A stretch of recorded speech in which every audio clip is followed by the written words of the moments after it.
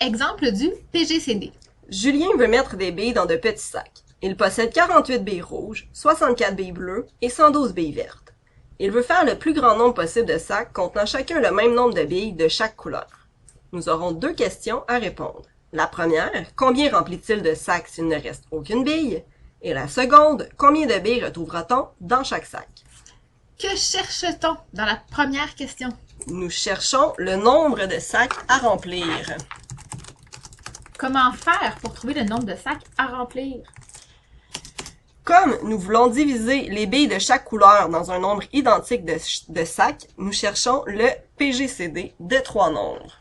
On cherche donc le PGCD de 48, 64 et 112. Comment faire pour calculer le PGCD? Nous allons utiliser la technique du tableau. Qu'inscrit-on dans la première colonne? Nous inscrivons les facteurs premiers. Et dans les colonnes suivantes? Les nombres qui nous intéressent. Nous cherchons donc des facteurs premiers qui divisent simultanément les 3 nombres. Quel pourrait être un facteur premier? 2.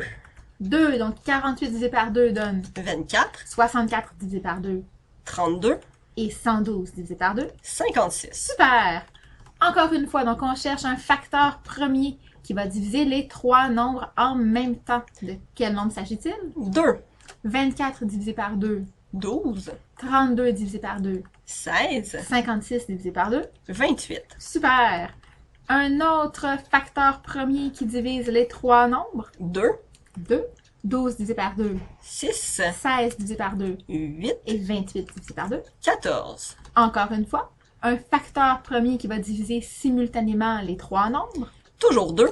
6 divisé par 2. 3. 8 divisé par 2. 4. 14 divisé par 2. 7. Y a-t-il un autre facteur premier qui va diviser les 3 nombres? Non.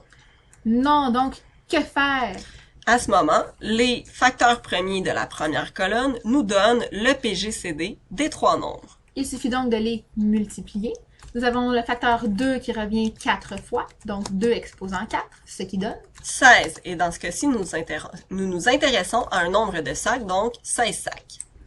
On écrit la réponse dans une phrase complète. Julien remplit 16 sacs de billes. Et ce qui est important de se souvenir, c'est que les 16 sacs de billes contiennent chacun le même nombre de billes de chaque couleur. Voilà. Donc, la deuxième question, combien de billes retrouvera-t-on dans chaque sac? Que cherchons-nous dans ce problème? Quelle est la première chose, en fait, que nous devons chercher dans ce problème? Donc, nous devons savoir le nombre total de billes. Donc, la somme des billes.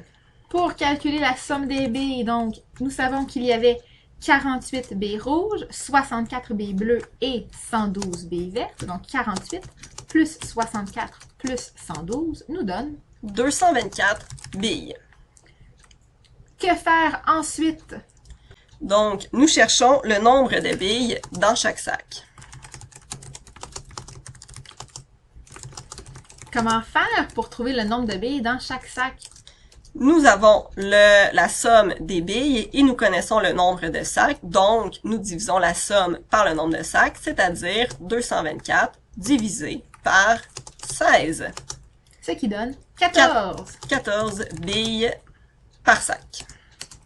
Réponse dans une phrase complète. Donc, il y aura 14 billes dans chaque sac. Voilà!